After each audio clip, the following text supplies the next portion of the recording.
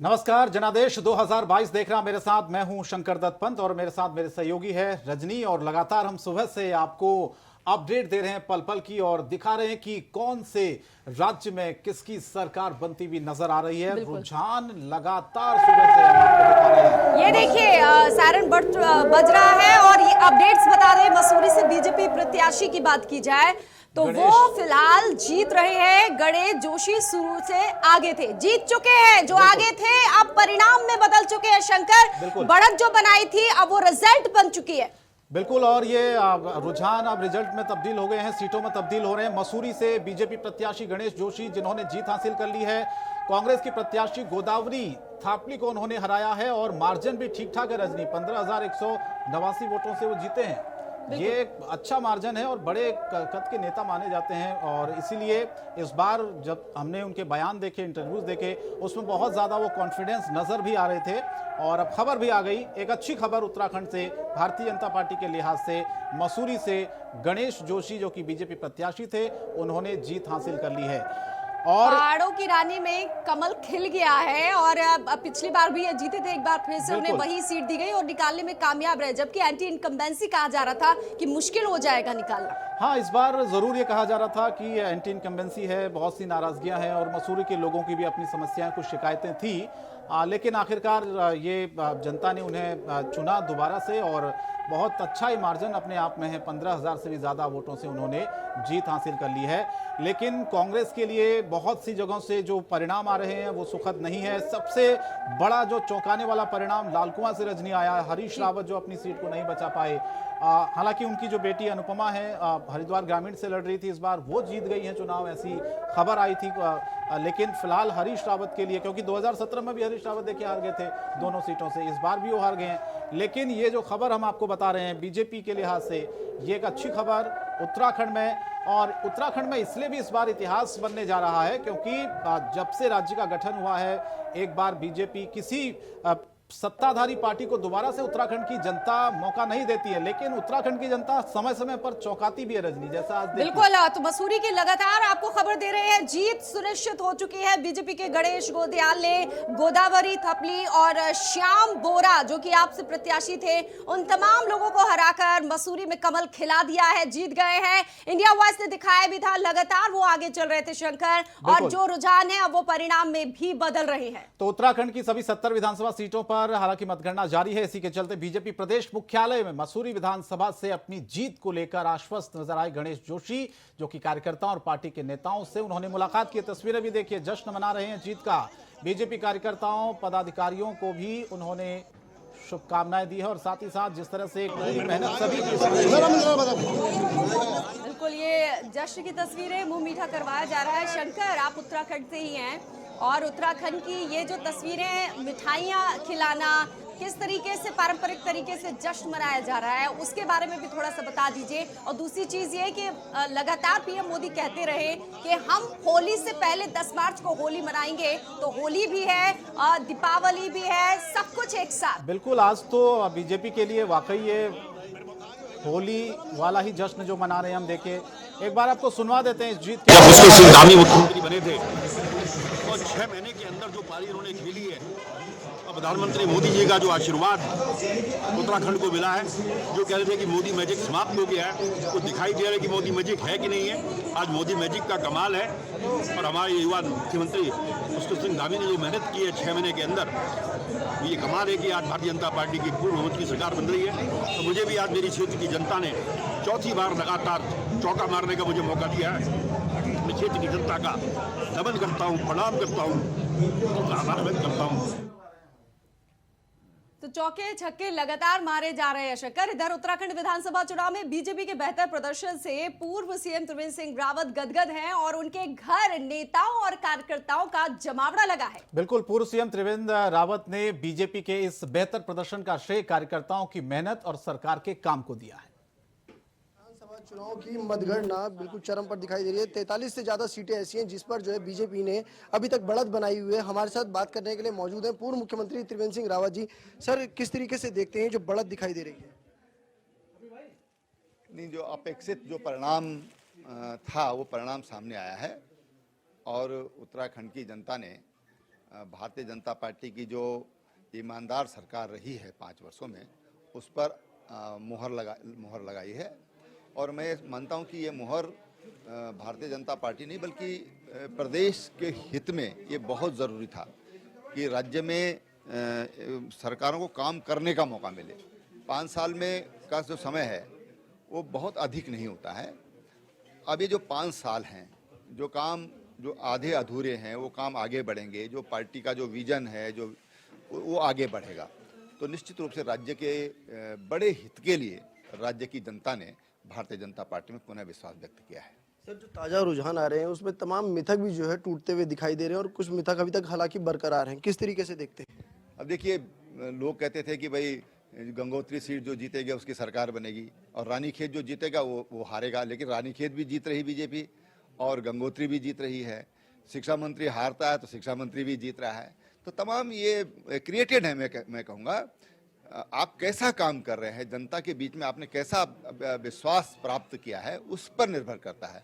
अब उत्तर प्रदेश में कहते थे कि जो मुख्यमंत्री नोएडा जाएगा वो उसकी सरकार नहीं बनती। आज उत्तर प्रदेश में भी मिथक टूट रहा है।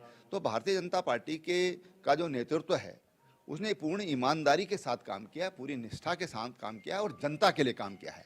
और इसलिए जनता ने भारतीय जनता पार्टी के ऊपर अपना भारी विश्वास व्यक्त किया है। लेकिन मैं मानता हूं कि ये भारी विश्वास अब हमारे ऊपर जिम्मेदारी भी उतनी ही बढ़ती है कि हम जनता के विश्वास को बरकरार रखें। सर, मुख्यमंत्री नहीं जीतता, ये मिथक भी था। हरीश रावत जी पहले 2 सीटों से और इस बार जो है कम से कम 8 से 10,000 वोटों से पीछे चल रहे। तो वहीं जो मुख्यमंत्री धामी हैं वो भी लगभग 2,000 वोटों से भी पीछे चल रहे हैं फिलहाल। ये कहना कि मुख्यमंत्री नहीं जीतता, देखिए भगत सिंह कोश्यारी मुख्यमंत्री थे, वो कपकोट से जीते थे कि नहीं जीते थे? रमेश पोखरियाल निशंक मुख्यमंत्री रहे, वो जीते कि नहीं जीते? तो अपने अपने तरीके से लोग व्याख्या करते हैं।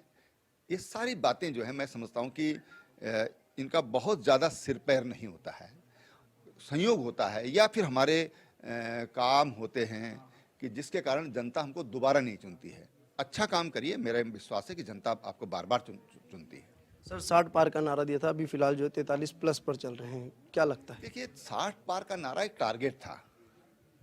अब टारगेट हम कितना अचीव कर पाते हैं, कार्यकर्ताओं को जब हम टारगेट देते हैं तो कार्यकर्ता उसके अनुसार काम करते हैं। ये 60 पार का नारा दिया, इसलिए भारतीय जनता पार्टी इस समय लगभग 45 सीटों पर आगे चल रही है और मुझे उम्मीद है कि 45 सीटें भारतीय जनता पार्टी की आनी चाहिए। धन्यवाद सर।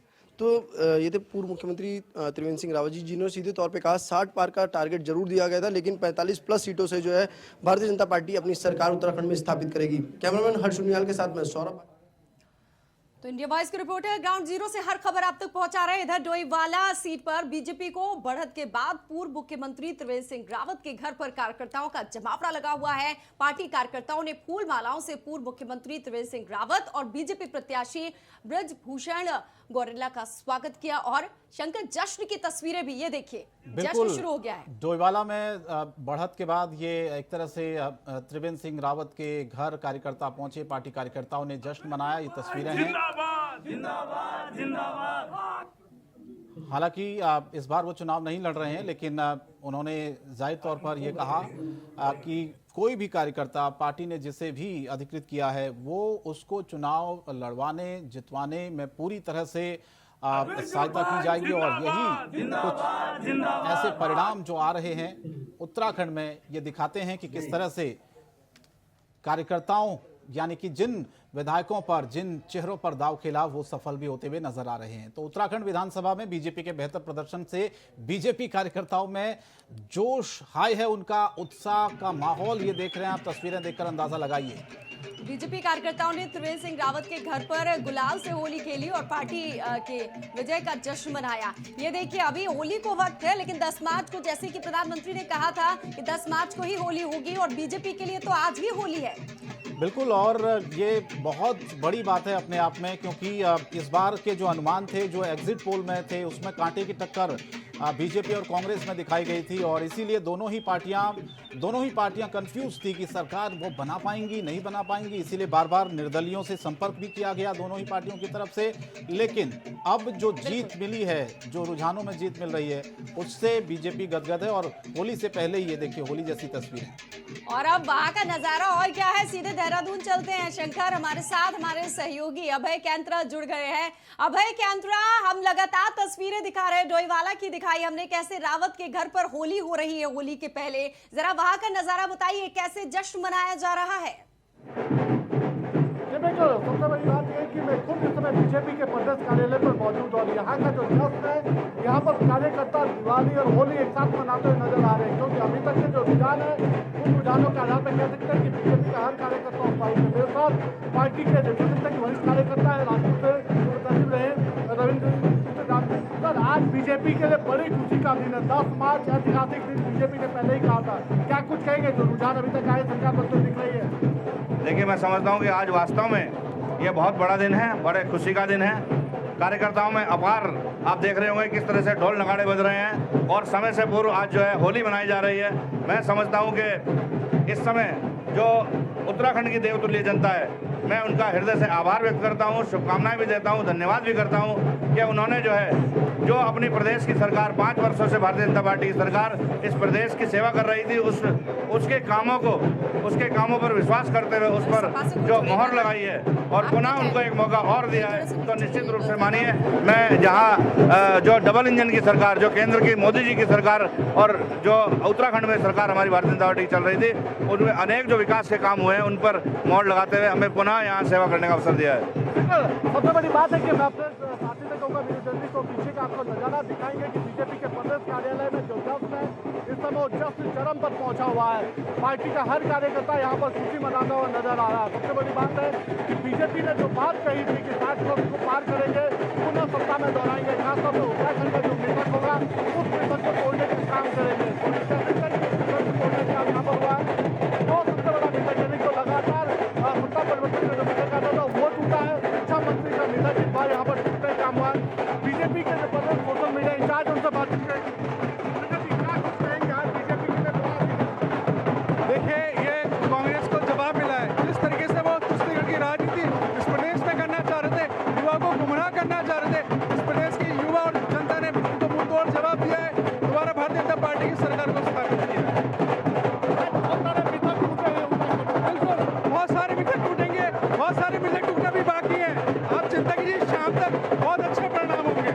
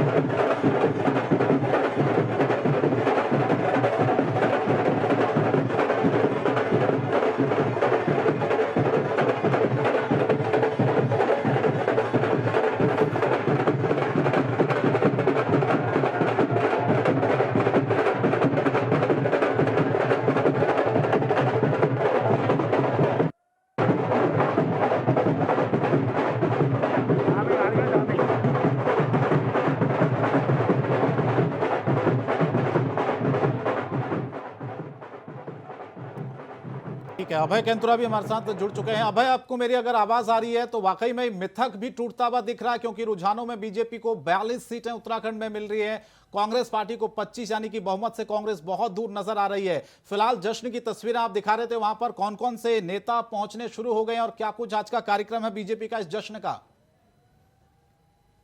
बीजेपी के प्रदेश कार्यालय में पार्टी के जो वरिष्ठ नेता उनके आने का सिलसिला यहाँ पर शुरू हो चुका है। पार्टी के जो राज्यसभा सांसद है नरेंद्र बंसल वो यहाँ पर आ चुके हैं। इसके अलावा पार्टी के जो पदाधिकारी है वो यहाँ पर आए हुए हैं और जैसे जैसे चुनाव का जो रिजल्ट होगा वो यहाँ पर तय होगा, तो उस आधार पर कह सकते हैं कि जो बड़े नेताओं को वो भी यहाँ पर आना शुरू हो जाएंगे। अभी सभी जो प्रत्याशी है वो मतगणना स्थल पर है।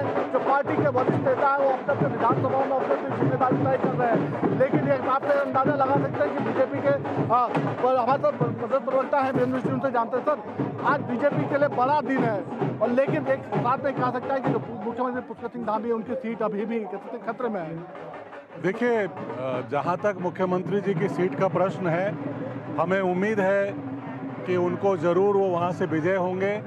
उन्होंने जो अपने कार्यकाल में युवाओं को जोड़ने का काम किया, महिलाओं का विश्वास जीतने का काम किया, निश्चित रूप से पुष्कर सिंह धामी जी के नेतृत्व में भारतीय जनता पार्टी के प्रति लोगों का विश्वास बढ़ा है।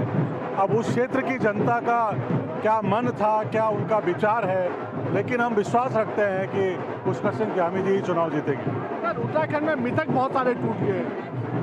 देखिए, भारतीय जनता पार्टी ने एक मिथक तो ये जोड़ा है कि दोबारा जो सरकार आने का मिथक था वो हमने तोड़ा है, और आज भारतीय जनता पार्टी ने सरकार बनाई है, बना रहे हैं, हम पूर्ण बहुमत की सरकार बना रहे हैं। सबसे बड़ी बात तो ये है, और हमने लोकसभा के चुनाव में भी इस मिथक को तोड़ा था। हमने 5 लोकसभा की सीट भी जीती थी। हमने जिला पंचायत के चुनाव में, मेयर के चुनाव में उस मिथक को तोड़ने का काम किया। देख सकते हैं कि पार्टी का हर कार्यकर्ता यहाँ पर उत्साहित नजर आ रहा है। जी,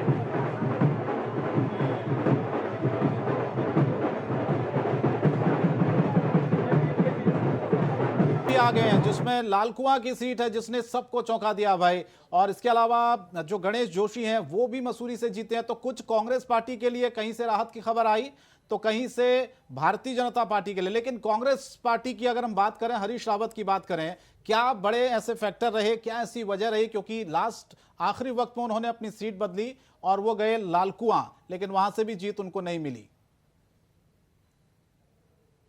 अभय, के लिए चुनाव मिला जुला और आधी कुछ आधी कम वाला यहाँ पर जरूर रहा है, क्योंकि पार्टी के जो वरिष्ठ नेता है, मुख्यमंत्री पद के जो चेहरा थे पूर्व मुख्यमंत्री हरीश रावत, वो चुनाव यहाँ पर आ चुके हैं। वंचित बिष्ट ने उनको 14,000 से ज्यादा मतों तो उनको इस बार चुनाव में यहाँ पर मात दी है। इससे पूर्व में भी 2017 का विधानसभा चुनाव पूर्व मुख्यमंत्री हरीश रावत के लिए अच्छा नहीं कह सकते, क्योंकि 2 विधानसभा सीटों से वो हारे थे।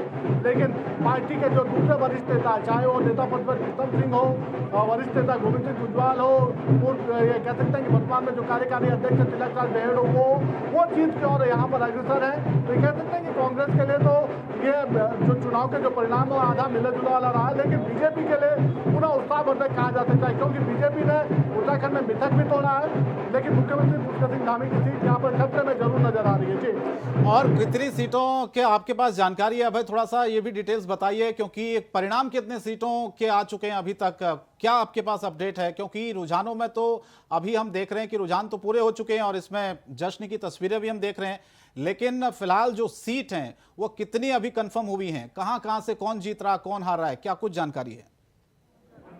बिल्कुल, अगर पूरे उत्तराखंड की सीटों की बात करते हैं तो उत्तराखंड की कई ऐसे, यानी 2 दर्जन से ज्यादा लगभग सीटें ऐसी जो यहाँ पर डिक्लेयर हो चुकी है। बीजेपी के लिए सबसे बड़ी राहत की बात ये कह सकते हैं कि पिछली बार के जो चुनाव में जो रिकॉर्ड विजेता थे गणेश जोशी, मसूरी से जो विधायक थे, वो इस बार फिर से चुनाव मैदान में यहाँ पर उतरे थे और उन्हें 11,000 से ज्यादा से यहाँ पर विजय प्राप्त हुई है। पार्टी के जो सहसपुर से जो प्रत्याशी थे सहदेव पुनीर, वो यहाँ पर विजय प्राप्त कर चुके हैं। पार्टी के जो टिहरी से जो प्रत्याशी थे किशोर उपाध्याय, जो पूर्व में कांग्रेस में रहे थे, कांग्रेस के प्रदेश अध्यक्ष भी रहे थे, वो इस बार बीजेपी में शामिल हुए, तो वो यहाँ पर बड़ी जीत हासिल कर चुके हैं। पूर्व मुख्यमंत्री हरीश रावत को खुद पार्टी के जो कह सकते हैं सच्चे सिपाही थे मोहन बिष्ट, उन्होंने यहाँ पर हराने का काम किया है। और साथ ही ये कहा जा सकता है कि बहुत सारी ऐसी सीटें हैं, डोईवाला की सीट पर पार्टी ने बड़ी विजय यहाँ पर हासिल करी है। धर्मपुर की सीट पर भी विजय की ओर अग्रसर हो चुके हैं। राजपुर की सीट बीजेपी जो प्रत्याशी खैरान दास वो यहाँ पर जीत चुके हैं। धनोटी सीट पर भी बीजेपी के जो प्रत्याशी है प्रीतम सिंह कुमार वो जीत की ओर बढ़ चुके हैं। कुछ ही देर में उनकी भी यहाँ पर घोषणा हो सकती है। तो ये कह सकते हैं कि बीजेपी ने जो आंकड़ा है बहुमत के करीब का आंकड़ा, उसको ऐसे ही प्राप्त करने का काम यहाँ पर किया है। और जो रुझान है वो 40+ के रुझान यहाँ पर बीजेपी के पक्ष में आते हुए अभी तक दिख रहे हैं। जी, लेकिन पिछले बार की तुलना अगर की जाए, कुछ सीटों का अंतर तो है इस बार भाई, क्योंकि नुकसान तो हो रहा है भारतीय जनता पार्टी को। तकरीबन 15-16 सीटों का अगर रुझानों की हम बात करें, 42 सीटों पर अभी जो सुई है वो अटकी हुई है। सबसे बड़ी बात है कि 2017 में जो माहौल देखने को मिला था वो माहौल इस बार देखने को नहीं मिला था। सरकार की जो एंटी इनकम्बेंसी थी वो खुद सरकार के लिए बड़ी चुनौती यहाँ पर बनी थी। जो सत्ताधारी दल थे बीजेपी, उसके लिए वो बहुत सारी चुनौतियाँ यहाँ पर ऐसी थी। सबसे बड़ा सवाल था कि जो 3 मुख्यमंत्री बदले, उस 3 मुख्यमंत्री बदलने के विषय पर कैसे जनता को भरोसा दिलाया जा सकता है, उस पर बीजेपी ने बड़ी बढ़त यहाँ पर बनाई। पार्टी के जो वरिष्ठ नेता थे, ये कह सकते हैं कि जिनको चुनाव में जिम्मेदारी दी गई थी वो यहाँ पर जीत की ओर बढ़ते हुए नजर आए। लेकिन ये कह सकते हैं कि कुछ ना कुछ यहाँ पर बीजेपी के लिए भी राहत वाली खबर नहीं कही जा सकती है, क्योंकि खुद मुख्यमंत्री पुष्कर सिंह धामी की जो सीट है वो खतरे में यहाँ पर। जो सूत्र बता रहे हैं, जो अभी तक के चुनाव अपडेट है वो यही कि मुख्यमंत्री पुष्कर सिंह धामी चुनाव कभी भी यहाँ पर उनकी सीट का उसका भी परिणाम यहाँ पर घोषित हो सकता है, जिसमें मुख्यमंत्री पुष्कर सिंह धामी को बड़ी हार यहाँ पर मिल सकती है। धामी के नाम पर चुनाव लड़ा जा रहा था कि युवा थे, अब वो नहीं तो फिर मंथन होगा कि कौन? बिल्कुल, सबसे बड़ा सवाल अब यही रहेगा कि अगर बीजेपी सत्ता में पूर्ण बहुमत के साथ आ रही है तो फिर अगला चेहरा कौन होगा मुख्यमंत्री पद का। क्योंकि जो मुख्यमंत्री पद के जो उम्मीदवार थे, जिनके चेहरे पर पूरा बीजेपी ने ये चुनाव लड़ा था, युवा मुख्यमंत्री पुष्कर सिंह धामी, वो यहाँ पर चुनाव हार चुके हैं। सबसे बड़ी बात है यही हाल कांग्रेस में भी देखने को मिला था, लेकिन कांग्रेस अब बहुमत के आंकड़े से काफी दूर खड़ी है। तो ऐसे में जो सत्ताधारी दल है बीजेपी, उनके पास अब ये बीजेपी के लिए चुनौती होगा कि अगला चेहरा किसको यहाँ पर चुना जाएगा। लेकिन बीजेपी के पास नेताओं की कमी नहीं कही जा सकती, क्योंकि कई ऐसे वरिष्ठ नेता इस समय प्रदेश में यहाँ पर मौजूद है जिन्होंने चुनाव को लड़ाने का काम यहाँ पर किया था, यानी किंग मेकर की भूमिका उन्होंने अदा करी थी। और इस चुनाव में पार्टी के जो दूसरे प्रत्याशी थे उनको बड़ी जीत दिलाने में उनकी भूमिका है। हमारे साथ पार्टी के प्रदेश प्रवक्ता सदाब सिंह, जो खुद जानते हैं कि क्या कुछ रहेगा। सदाब जी, बड़े मिथक यहाँ पर टूटे हैं, खासतौर पर सत्ता परिवर्तन वाला जो मिथक था, सत्ता में वापसी हुई है, लगातार वापसी हुई है। दूसरा, शिक्षा मंत्री का मिथक आप लोगों ने तोड़ा है, लेकिन जो मुख्यमंत्री थे जिनके चेहरे पर चुनाव लड़ा गया था वो चुनाव हार गए। तो अब अगला चुनौती पार्टी के लिए कैसी हो, कैसे पार पाएंगे? देखिए, अभी चुनाव हारे नहीं हैं, लेकिन यह है कि वो पीछे चल रहे हैं। हाँ, ये बात ठीक है कि मोदी जी उत्तराखंड से प्यार करते हैं, लेकिन उत्तराखंड के लोगों ने भी बता दिया है कि मोदी जी हम आपसे ज़्यादा आपसे प्यार करते हैं। जितना आप हमसे प्यार करते हैं, हम आपसे ज़्यादा आपसे प्यार करते हैं। और मैं ये कह रहा हूँ कि मोदी जी ने कहा था आने वाला दशक उत्तराखंडियों का है, इसलिए पूरी ईमानदारी के साथ जो आपने उत्तराखंड के लिए किया, आपको बदला देते हुए उत्तराखंड के लोगों ने भी छप्पर फाड़ के दिया है। और मैं ये कह सकता हूँ कि जो दशक है आने वाला, डबल इंजन का दोबारा इंजन लगा है दूसरा, आने वाला दशक उत्तराखंडियों का है। अब हम कह सकते हैं अच्छे दिन आने वाले। पीएम ने तो ये कहा था कि आने वाला दशक उत्तराखंड का होगा। 2017 में बीजेपी को 57 का बहुमत मिला था, लेकिन इस बार वो आंकड़ा नहीं हो पाएगा। आप लोगों ने नारा 60 का दिया था। नहीं, आपको दिख नहीं रहा है कि लगातार बढ़ रहे हैं? अब कांग्रेस के नेता कहें अभी गिरे तो गिरे, टांग तो हमारी ऊपर है। अब कितना नीचे गिरोगे भाई? हम वजह तलाश करो अपने हार जाने की, हमारी जीत पर रोने से कुछ नहीं होगा। कांग्रेस को आत्ममंथन, आत्मचिंतन की आवश्यकता है। सिर्फ और सिर्फ बहानेबाजी निकालकर, सिर्फ आरोप लगाकर, कभी ईवीएम पे सवाल, कभी चुनाव आयोग पे सवाल, कभी 11 एग्जिट से पोल पे अगर सवाल, सीटें सब पे सवाल 25 खड़े मिल रही हैं कांग्रेस को, तो उन्हें तो अच्छा परफॉर्म किया, कभी सच्चाई को देखा नहीं। सच्चाई को सीखा तो बेहतर रहेगा। सच्चाई तो एक ये भी है कि पिछली बार कांग्रेस 11 पर सिमटी थी, इस बार बढ़त तो मिली है, उन्हें बढ़त तो मिली है। अभी कितनी मिली है या मिलेगी भी कि नहीं मिलेगी, वक्त बताएगा। अभी काउंटिंग चल रही है, अभी हम 50 के आसपास खड़े हैं, 60 पे पहुंचेंगे, चिंता मत कीजिए। बिल्कुल, ये कह सकते हैं कि बीजेपी के हर उस कार्यकर्ता की यहाँ पर उम्मीद है कि 60 पार का जो लक्ष्य है वो पूरा यहाँ पर किया जाएगा। और अब पार्टी के जो पुराने कार्यकर्ता, वरिष्ठ कार्यकर्ता, पर आपने बहुत सारे चुनाव यहाँ पर देखे होंगे। इस बार चुनाव बहुत सारी विभिन्न परिस्थितियों पर लड़ा गया था, क्या कुछ कहेंगे? बीजेपी बड़ी जीत से जीतने आप? बीजेपी बहुत अच्छी, बीजेपी बहुत अच्छी है, अच्छा काम किया बीजेपी। हाँ, बीजेपी। आप लोगों ने किस आधार पर वोट दिया था? बीजेपी ने हर काम के, हर महिला के लिए सुरक्षा करी, राशन फ्री बांटा, हर जगह पर सुविधा दी, मेडिकल सुविधा दी मिली, बहुत सुविधाएं दी बीजेपी ने। बिल्कुल, आप देख सकते हैं कि ये वो कार्यकर्ता है पार्टी के जिनको ने सरकार की योजनाओं का लाभ लिया और उसी आधार पर अपना वोट यहाँ पर कास्ट किया था बीजेपी। लेकिन अभय अगर ये बात मान लेते हैं कार्यकर्ताओं की कि मुद्दों पर वोट किया, तो फिर आम आदमी पार्टी तो ये दावा करती है कि सबसे ज्यादा मुद्दों की बात उसने उत्तराखंड में की इस बार, लेकिन सुपड़ा साफ हो गया। बिल्कुल, ये भी कह सकते हैं कि आम आदमी पार्टी पर जनता भरोसा नहीं यहाँ पर दिखा पाई। जो उन्होंने वायदे यहाँ पर किए थे, जो योजनाएं उन्होंने देने का वायदा यहाँ पर किया था, वो उन योजनाओं पर उत्तराखंड की जनता अपना भरोसा नहीं कर पाई। और ये कह सकते हैं कि इन वादों पर बीजेपी ने भी सवाल खड़े किए थे और कांग्रेस ने भी सवाल खड़े किए थे। उन्होंने कहा था कि उत्तराखंड की जनता स्वाभिमानी जनता, वो फ्री का लालच यहाँ पर नहीं लेगी, क्योंकि आम आदमी पार्टी ने जो फ्री के जो राशन देने की बात कही थी कि फ्री की हम बिजली देंगे, फ्री का पानी देंगे, बेरोजगारी भत्ता यहाँ पर देंगे, जब तक रोजगार नहीं होगा महिलाओं को आर्थिक निधि यहाँ पर देने का काम करेंगे ताकि महिलाएं सशक्त हो सके, उस पर जनता ने भरोसा यहाँ पर नहीं करा। यही वजह है कि अब जो चुनाव के जो अंतिम समय, ये नहीं कह सकते परिणामों का जो समय आ रहा है, क्योंकि उसमें रुझानों में स्पष्ट हो चुका है कि उत्तराखंड में बीजेपी है, एक बार फिर सरकार यहाँ पर बनाएगी और मुख्य विपक्षी के रूप में कांग्रेस पार्टी यहाँ पर विपक्ष में रहेगी। लेकिन दूसरी तरफ अगर आम आदमी पार्टी की हम बात करते हैं तो आप तो कहीं खड़ी नजर नहीं आ रही। देखिए, कोशिश ये की गई थी गंगोत्री से अजय कोटियाल को उतारा था कि वो जो मिथक है ना कि जो यहाँ से जीतता है उसकी सरकार बनती है, वो भी काम नहीं आया। अब हाथी की बात कर लेते हैं। हाथी जरूर थोड़ा सा धीरे धीरे चल रहा है, खाता तो खोल ही लिया है उसने। बीएसपी के लिए कह सकते हैं कि जो हरिद्वार का जो तराई का जो क्षेत्र रहा है वो काफी फायदेमंद रहा। पूर्व में भी जो उत्तराखंड के जो राजनीतिक इतिहास के जो आंकड़े रहे हैं उसमें बीएसपी ने हमेशा ही जो तराई वाली जो सीटें थी वहां पर कड़ा मुकाबला यहां पर दिया था और कई बार कह सकते हैं कि चाहे 2002 के चुनाव हो, 2007 का चुनाव हो, बीजेपी के अगेंस्ट में बीएसपी ने यहाँ पर अपने प्रत्याशियों को उतारा था और वो चुनाव जीत कर भी आए थे। तो कह सकते हैं कि हरिद्वार जो जनपद है वहां पर बीएसपी ने अपना खाता खोलने का काम किया है। तो ये कहा जा सकता है कि उत्तराखंड में अगर कोई तीसरी पार्टी अपना यहाँ पर वर्चस्व दिखा पाई है, लड़ने का जज्बा दिखा पाई है, तो वो बहुजन समाजवादी पार्टी है, जिसने हरिद्वार में अपने लिए अच्छी फाइट यहाँ पर देने का काम किया था। क्योंकि बड़ा मुकाबला कह सकते हैं जो मुख्यमंत्री पद का फेस आम आदमी पार्टी ने घोषित किया था कर्नल अजय कोटियाल, वो यहाँ पर लड़ नहीं पाए और उनका जो मुकाबला था गंगोत्री सीट पर वो यहाँ पर देखने को नहीं मिला पाया। और ये गंगोत्री सीट का जो मिथक भी रहा है वो यहाँ पर फिर कायम रहा है कि गंगोत्री सीट से जो जीतता है प्रदेश में सरकार उसी दल की बनती है। जी ठीक है अभय कैंत्रा, अब आपसे ये जानना चाहेंगे कि इतनी खुशियां मना रहे हैं तो कब प्रेस कॉन्फ्रेंस होगी? अभी तो ये नहीं कहा जा सकता कि प्रेस कॉन्फ्रेंस कब यहाँ पर की जाएगी। इतना जरूर कह सकते हैं कि जैसे ही पूरे सभी विधानसभा सीटों के यहाँ पर परिणाम घोषित हो जाएंगे तो उसके बाद पार्टी के वरिष्ठ नेताओं की बैठक यहाँ पर होगी और उसके बाद एक संयुक्त रूप से ऐलान यहाँ पर किया जाएगा। लेकिन उसमें अभी इंतजार कर सकते हैं। लेकिन तब तक जो पार्टी के जो कार्यकर्ता हैं वो अपना इंतजार यहाँ पर कर रहे हैं, अपनी खुशियाँ यहाँ पर बना रहे हैं और लोगों से आग्रह कर रहे हैं, दूसरे पार्टी कार्यकर्ताओं से भी आग्रह कर रहे हैं कि वो भी खुशी में झूमने का काम करें क्योंकि बीजेपी ने बड़ी जीत इस चुनाव में हासिल करी है। जी भाई एक और सवाल ये कि क्षेत्रीय दल क्यों अपनी पकड़ नहीं बना पा रहे हैं? वो कब तक इंतजार करते रहेंगे उत्तराखंड में?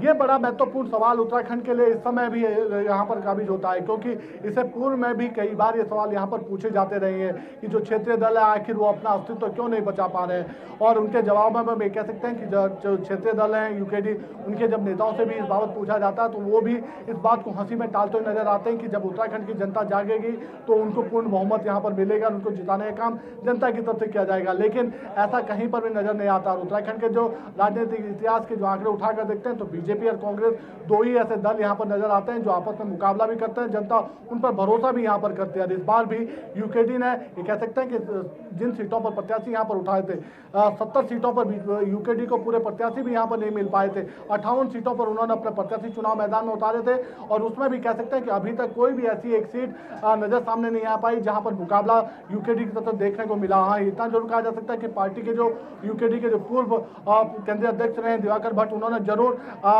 दोपहरिया की जो सीट थी वहां पर चुनाव लड़ने का जज्बा उन्होंने दिखाया था, लेकिन जनता ने उन पर वहां पर भरोसा नहीं करा और यही वजह रही कि क्षेत्रीय दल लगातार जो चुनाव के जो आंकड़े थे उन्हें पिछड़ते नजर आए।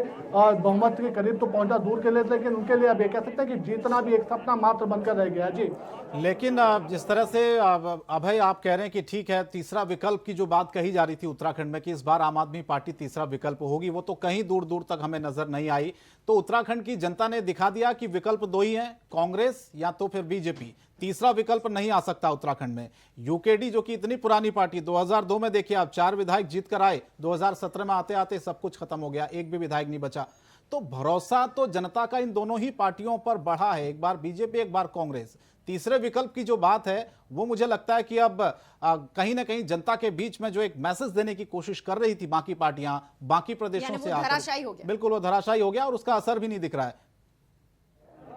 बिल्कुल, उत्तराखंड में तो तीसरे विकल्प को लेकर जो बातें कही जा रही थी वो विकल्प यहाँ पर देखने को नहीं मिला, क्योंकि सबसे बड़ी बात है कि जनता के सामने तीसरे विकल्प के रूप में आम आदमी पार्टी ने अपने आप को प्रोजेक्ट यहाँ पर किया था, लेकिन जिस तरीके से उनकी योजनाएं लॉन्च की थी तो उस पर कह सकते हैं कि प्रदेश की जनता ने भरोसा नहीं किया। हाँ, इतना जरूर कहा जा सकता है कि जब उनके जो कैंपेन यहाँ पर चले तो उन कैंपेनों में युवाओं ने बढ़ चढ़ के भागीदारी जरूर करी थी, लेकिन जब वोट डालने की बारी आई तो युवाओं का वोट बीजेपी और कांग्रेस दो ही दलों पर यहाँ पर जाता हुआ दिखा है। और जो विकल्प की अगर बात करते हैं तो प्रदेश की जनता ने एक बार फिर ये स्वीकार किया कि उत्तराखंड में उनके लिए विकल्प भारतीय जनता पार्टी हो सकती है या फिर कांग्रेस पार्टी हो सकती है। ना तो क्षेत्रीय दल उनके लिए बेहतर विकल्प बन पा रहे हैं और ना ही जो पहली बार चुनाव लड़ रही है आम आदमी पार्टी उनके लिए बेहतर विकल्प बन पा रही है।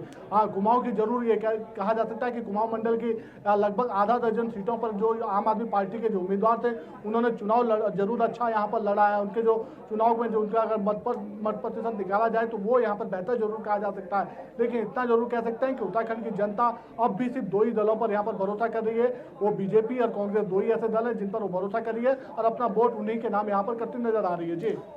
जी अभय, डबल इंजन सरकार की बातें हर मंच से कही गई और जनता ने भी डबल इंजन सरकार को पसंद किया और एक बार फिर मौका दिया। उत्तराखंड की जनता ने यहाँ पर एक बार फिर बीजेपी को मौका देते हुए ये जाहिर कर दिया है कि उत्तराखंड की जनता इस समय कोई भी ऐसी कड़ी ब्रेक नहीं करना चाहती जो विकास के रास्ते में रोड़ा बन सकती हो, क्योंकि डबल इंजन की सरकार तभी यहाँ पर सफल हो सकती है जब राज्य में भी भाजपा की सरकार हो और केंद्र में भी भाजपा की सरकार हो। और यही वजह रही कि केंद्र के बाद अब राज्य में भाजपा की सरकार बनती हुई नजर आ रही है। और उत्तराखंड की जनता ने जो मैंडेट इस समय बीजेपी को देने का काम किया उस मैंडेट से ये समझा जा सकता है कि बीजेपी में उत्साह, बीजेपी के कार्यकर्ता अब उन सपनों को पूरा करता हुआ दिखेगा जिसमें उन्होंने जो जनता के लिए मांग यहाँ पर कर दी है। बिल्कुल अभय, आप नजर बनाए रखिए क्योंकि जश्न की तस्वीर आपके ठीक पीछे हम लगातार देख रहे हैं। एक मेहमान भी हमारे साथ जुड़ चुके हैं और उनसे रुख कर लेते हैं। लखपत बुटोला जी हैं, प्रवक्ता हैं कांग्रेस पार्टी के। बहुत बहुत स्वागत है लखपत बुटोला जी आपका। आपको अगर मेरी आवाज आ रही है लखपत जी? लखपत जी, अगर आपको मेरी आवाज आ रही है तो क्या कहेंगे उत्तराखंड के इस जनादेश को, क्योंकि हालांकि अभी तो रुझान ही है, रुझानों में आप लोग बहुत पीछे नजर आ रहे हैं। भारतीय जनता पार्टी 42 सीटों पर आगे है, आप लोग 25 सीटों पर आगे हैं, तो देखिए डिफरेंस कितना है। पहली टिप्पणी आपकी चाहूंगा। जी, मैं जहां तक मैं पूर्ण आश्वस्त हूं कि कांग्रेस अच्छा करेगी। पहाड़ी जो क्षेत्र है, पहाड़ी जो जिले हैं उनमें आप देखोगे एक विधानसभा में 3 ब्लॉक है और कई ब्लॉकों से अभी राउंड 8-9 राउंड की काउंटिंग हुई है। उसके अलावा 15-16 राउंड तक की काउंटिंग होनी है और बहुत कम अंतर है। बद्रीनाथ विधानसभा में मात्र 94 वोट से पीछे हैं और अभी 7वें राउंड की काउंटिंग हुई, 15 राउंड तक काउंटिंग होनी है। तो कांग्रेस अच्छा करेगी, बहुमत के साथ जाएगी। आपसे कह सकता हूँ आप देखो के बाद की जरूरत। लेकिन बीजेपी ने तो जश्न मनाना शुरू कर दिया बुटोला साहब। जी यही कांग्रेस 2002 में यदि आप देखा होगा जिस तरह की परिस्थितियां बनी थी और अचानक लास्ट के 1.5 घंटों में जो उत्तराखंड की परिस्थिति बदली थी वो सबने देखा है। यहाँ पे अभी लगभग 10-16 सीटें ऐसे जिन पे 2000 से नीचे का मार्जिन चल रहा है। तो मैं समझता हूँ कांग्रेस यदि इन सीटों को ले लेती तो कांग्रेस बहुमत के साथ जा सकती है। अच्छा, हरीश रावत चुनाव हार गए लाल कुआं से, इस पर क्या कहेंगे? ये बहुत दुखद है। मैं समझता हूँ कि हरीश रावत जैसा जननेता, लोगों के बीच रहने वाला, जिन्होंने अपना जीवन का 50 साल से ज्यादा जनता के बीच गुजारा हो, लोगों की सेवा में रहे हो, ऐसे व्यक्ति का चाहे वो किसी पार्टी का चुनाव हारना बहुत दुखद होता है। मैं आपसे सही बात को दिल आत्मा से दुखी बात है। ये तो क्यों हार गए सर? भितरघात, हावीरा पहले किसी और सीट से, फिर वहां से मना हुआ, लिस्ट में फिर ये नाम दे दिया गया। देखिए उसके कारण 2-3 है। मैं पहले भाई ये समझता हूँ कि क्योंकि हरीश रावत जी का वो गिरोह न जनपद था न हरीश रावत जी वहाँ स्थानीय थे, कई बार इस तरह के फैक्टर भी चल जाते। दूसरी बात, भाजपा का पूरा केंद्र से लेकर राज्य के एजेंसी हरीश रावत जी को चुनाव हराने पे लगी हुई थी। उसके कारण मुझे लगता है कि उस टाइप में हरीश रावत जी आए और भाजपा के जो मोदी जी अमित शाह जी जाते थे उनकी चाल सफल हुई है। अच्छा, आपकी सीटें बढ़ गई है, आप लोगों ने जो मेहनत की है वो दिख रही है। 11 से अब 25। नहीं, हम 35 पार करेंगे। 35 कैसे चमत्कार होगा सर? लखपत जी अब देखिए, समय देख लीजिए, रुझान अब परिणाम में बदल रहे हैं। आप कैसे होगा चमत्कार? अभी आप 1 घंटे के बाद खुद बुलाइए मुझे, फिर देख लीजिएगा, आप कहेंगे कांग्रेस 35 पार कर दी है। कैसे होगा चमत्कार सर? कितने राउंड बचे सब जानते हैं। देखिए, मैं जानता हूँ कि अभी बहुत सारा 60-70% काउंटिंग। आप 35 की बात कर रहे हैं जी। जी, मैं आपको एक उदाहरण चमोली के 3 विधानसभाओं का दे दूं तो चमोली के तीनों विधानसभाओं में 50% काउंटिंग हुई है। हाँ। 1 पे कांग्रेस आगे चल रही, 2 पे कांग्रेस लगभग 100 और 150 वोट से पीछे चल रही तो है। 25 से 10 सीटें आप ज्यादा बोल रहे हैं सर, 25 से 10 सीटें ज्यादा बोल रहे हैं। 10 सीटें निश्चित रूप से। अभी सुन लीजिए, मैंने 15-16 सीटें ऐसे हैं जिन पे कांग्रेस 2000 से वोटों से नीचे, कम वोटों के अंतर से पीछे चल रही। ये वोटों के इनके परिणाम बदलने में बहुत देर नहीं लगेगी। ठीक है, उम्मीदों पर जहां कायम है, लगता है लखपत जी को भी बहुत ज्यादा उम्मीदें हैं। जी बिल्कुल, उम्मीद करनी चाहिए। लखपत जी भी उम्मीद कर रहे हैं और उम्मीद तो हरीश रावत ने भी की थी लखपत बुटोला जी, और देखा आपने किस तरह से जनता ने नकारा उनको। और भी धीरे धीरे जो परिणाम है बुटोला साहब, वो राज्य से आ रहे हैं धीरे धीरे। रुझानों के बाद जो सीटें आ रही हैं, सीटों में तब्दील जो रुझान हो रहे हैं, वो हम आपको बताएंगे। लेकिन मेरा सवाल बुटोला जी ये है कि आप लोगों ने लगातार 5 साल लड़ाई लड़ी उत्तराखंड में विपक्ष के तौर पर। आप लोगों ने बहुत सारे मुद्दे उठाए, क्यों नहीं असर हुआ? आप क्या मानते हैं, कहां पर कमी रही? क्योंकि कांग्रेस में बार बार ये सवाल उठता है कि एक अंदरूनी कलह रही है जो कि कांग्रेस के लिए खुद मुसीबत बनती गई उत्तराखंड में। सुन लीजिए, मैं आपकी इस बात का जवाब ये है कि भाजपा के कई विधायकों ने भाजपा के प्रदेश अध्यक्ष पे आरोप लगाए, भ्रष्टाचार के गंभीर आरोप लगाए हैं और भीतरघात के आरोप लगाए। तो इस तरह की घटनाएं मैं समझता हूँ कि आप देख रहे हो, मदन कौशिक पीछे चल रहे थे, पुष्कर धामी जी पीछे चल रहे। तो मैं एक चीज का बात कह सकता हूँ कि जो हिंदुत्व का नैरेटिव है, मुझे लगता है वो नैरेटिव भाजपा के लिए काम कर रहा है। मैं एक बार स्पष्ट कह दूं तो मुझे लगता है कि लोग विकास को नहीं देख रहे, बेरोजगारी नहीं देख, भ्रष्टाचार नहीं देख रहे। जो हिंदुत्व का एक नैरेटिव है वो देश की जनता के मन में है और उसको लेकर के भाजपा उसका फायदा उठा। ठीक है, मैं लौट रहा हूं बुटोला जी। अबिकल थपलियाल जी मेरे साथ वरिष्ठ पत्रकार भी जुड़ चुके हैं। बहुत बहुत स्वागत है अबिकल जी आपका इंडिया वॉइस पर। उत्तराखंड में जो रुझान चल रहे हैं सर, इसी पे पहली टिप्पणी आपकी चाहूंगा। मैं बता देता हूं आपको थोड़ा सा अपडेट। 42 सीटों पर बीजेपी आगे चल रही है, कांग्रेस पार्टी 25 सीटों पर आगे चल रही है। क्या कहेंगे आप? ये क्योंकि सवाल ये उठ रहा था बार बार, कांग्रेस पार्टी सवाल उठा रही थी कि सत्ता विरोधी लहर है, नाराज है सरकार से जनता उत्तराखंड की, लेकिन रुझानों में तो बीजेपी को बहुमत मिलता हुआ दिख रहा है। थपलियाल जी देखिए, इसमें जो पहली कमी जो देखी गई है कांग्रेस के अंदर, जो आप पहले भी बोल चुके हैं कि एक अंदरूनी कलह से कांग्रेस पार्टी आखिर दम तक नहीं उभर पाई और कहीं ये नहीं लगा कि एक होकर चुनाव लड़ रही है। हरीश रावत गुट, प्रीतम गुट आमने सामने बराबर बना रहा, दोनों के बीच की तलखी बनी रही और जो कार्यकर्ता पे इसका असर पड़ा है, जो देखा गया है, जो चार्ज नहीं हो पाया जिस तरीके से उसे होना चाहिए था। एक सत्ता विरोधी रुझान भी था, महंगाई एक बड़ा मुद्दा था, रोजगार एक बड़ा मुद्दा था, भ्रष्टाचार एक बड़ा मुद्दा था। इन सब मुद्दों को देख के एक बार की ये लग रहा था कि कांग्रेस इस चुनाव को पार कर जाएगी और जीत सकती है। लेकिन बाद में बीजेपी ने जो अपनी ताकत झोंकी है, मोदी स्वयं यहाँ पे कई बार रैली करने आए। एक प्रधानमंत्री का एक छोटे से राज्य में इतनी रैली करना भी बड़ा आश्चर्यचकित करता है। और इसके अलावा उनके कम से कम 1.5 दर्जन जो केंद्रीय नेता थे, वो कम से कम 2 से 3 बार उत्तराखंड के दौरे पे आए। मध्य प्रदेश के जो मुख्यमंत्री थे शिवराज चौहान, वो 2 से 3 बार यहाँ पे आए। वीके सिंह आए, राजनाथ सिंह आए, अमित शाह आए। तो ये जो एक होकर जो बीजेपी ने चुनाव लड़ा, एक रणनीति के तहत चुनाव लड़ा और अपने मुद्दों पर कांग्रेस को घेर लिया उन्होंने। वो अपने मुद्दे लेके आए, वो विकास का मुद्दा लेके आए, वो डबल इंजन। ठीक है, अबिकल जी हम लौटेंगे और लखपत जी के पास भी लौटेंगे। इस वक्त शंकर एक बड़ी खबर आ रही है, लखनऊ कैंट से बीजेपी प्रत्याशी ब्रजेश पाठक जीत गए। सबसे पहले इंडिया वॉइस अब तक खबरें पहुंचा रहा है, 50,000 वोटों से ब्रजेश पाठक जीते हैं। एक बड़ी जीत है। सरोजनी नगर से राजेश्वर सिंह जीते हैं, 12,400 वोटों से राजेश्वर सिंह जीते हैं। बिल्कुल, और ये बड़ी और राहत भी खबर है भारतीय जनता पार्टी के लिए। सरोजनी नगर से राजेश्वर सिंह ने जीत हासिल कर ली है, 12,400 वोटों से राजेश्वर सिंह जीत गए हैं। ये बड़ी खबर उत्तर प्रदेश की सियासत से। लखनऊ कैंट से बीजेपी प्रत्याशी ब्रजेश पाठक ने जीत हासिल कर ली है, 50,000 वोटों से ब्रजेश पाठक भी जीते हैं। तो ये लगातार जो सीटों में परिणाम तब्दील हो रहे हैं वो हम आपको बता रहे हैं। रुझान जो सीटों में तब्दील हो रहे हैं, धीरे धीरे अलग अलग सीटों के आंकड़े सामने आ रहे हैं, वो हम आप तक पहुंचा रहे हैं। उत्तर प्रदेश के आंकड़े हैं और ये ब्रजेश पाठक ने भी जीत हासिल कर ली है लखनऊ से, और साथ ही साथ सरोजनी नगर से राजेश्वर सिंह ने जीत हासिल कर ली है। 12,400 वोटों से राजेश्वर सिंह भी जीते हैं। तो ये उत्तर प्रदेश का हाल हमने आपको बताया। अलग अलग सीटों से जो परिणाम सामने आ रहे हैं वो हम आपको बता रहे हैं। अबिकल थपलियाल जी भी जुड़े हुए हैं। अबिकल जी, आप अपनी बात को पूरी करें सर, अगर आपको मेरी आवाज आ रही है तो। उत्तराखंड में जो वोटों का जो परसेंटेज देखा जाए तो महिलाओं ने पुरुषों से 5% ज्यादा वोट किया है। तो महिलाओं का जो रुझान रहा है ये क्लियर कट बीजेपी की तरफ रहा है। एक बड़े दो फैक्टर में और बीजेपी के जो जीत की तरफ जो बढ़ रही है उसमें जो मुझे लगता है, एक इनकी जो आयुष्मान योजना थी जिसमें फ्री इलाज का था और फ्री राशन, ये भी कहीं ना कहीं अंदर तक इसने काम किया है। आम मतदाता के मन में इसका असर रहा है और उसका परिणाम आज हम आप सब देख रहे हैं। और जो ये सीटों का थोड़ा नुकसान हुआ है सर, ये भी थोड़ा सा समझाइए हमें कि पिछले बार 57 थी, इस बार 42 पर सुई अटकी हुई है। ये 13, 14, 15 सीटों का जो गैप है इसको आप किस तरह से देखते हैं? तो नुकसान ही एक तरह से, क्या वजह है इसकी? बीजेपी ने 3 मुख्यमंत्री बदले, ये एक बड़ा मुद्दा था कि इन्होंने कुछ नहीं किया, 3 मुख्यमंत्री बदले जी। एक सत्ता विरोधी रुझान था, तो इसका भी बीजेपी को कुछ ना कुछ घाटा झेलना था।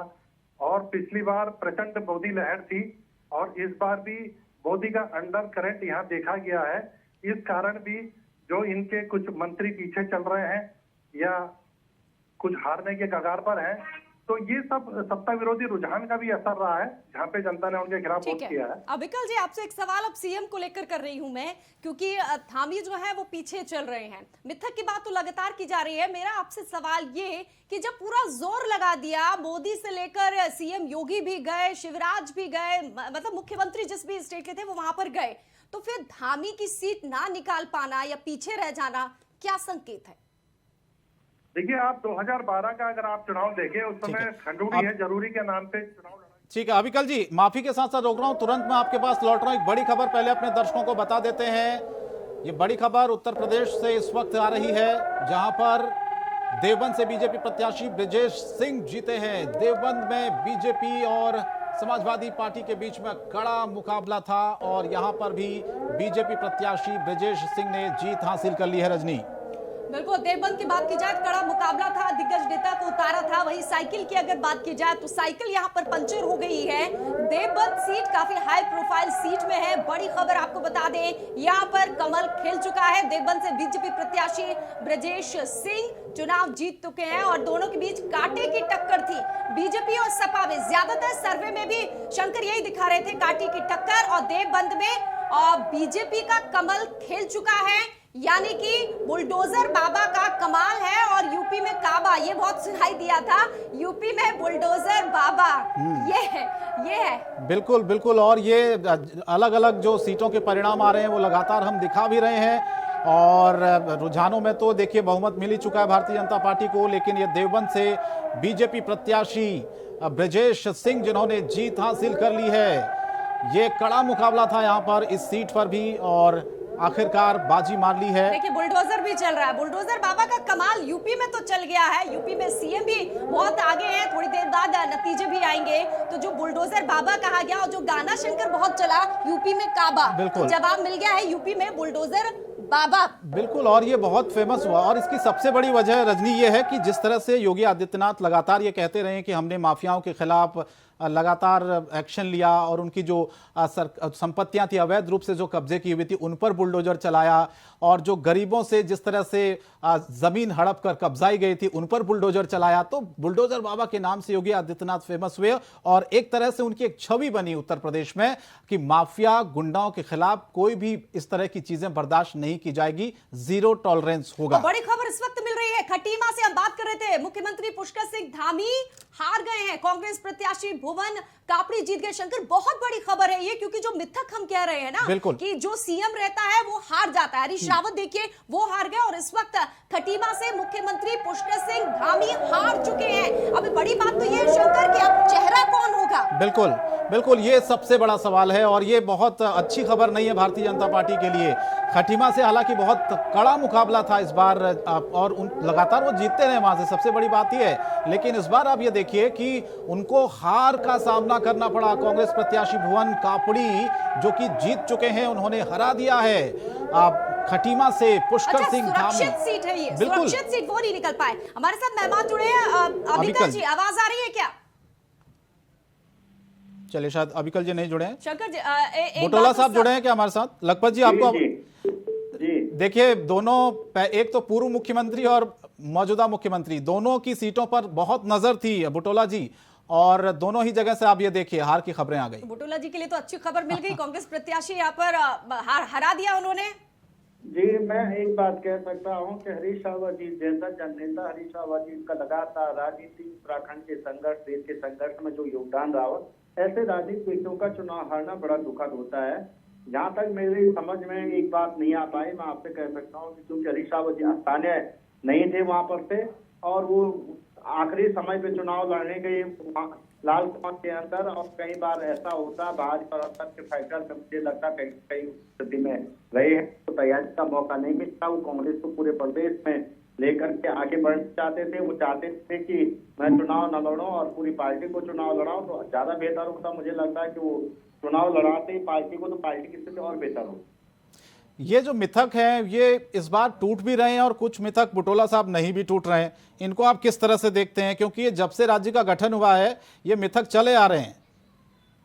जी जी जी, बिल्कुल जी, आपने बिल्कुल सही बात कही है। नारायण तिवारी जी ने चुनाव लड़ने से मना कर दिया था, उसके बाद लगातार जितने भी चुनाव हुए उन चुनाव की स्थितियां बहुत अच्छी नहीं रही। मुझे लगता है कि कोई सीएम होता है या प्रदेश के अंदर जिस तरह की परिस्थितियां बनती, उसमें इस तरह की घटनाएं होना एक अपने आप में राजनीति में भी बहुत अच्छा नहीं है।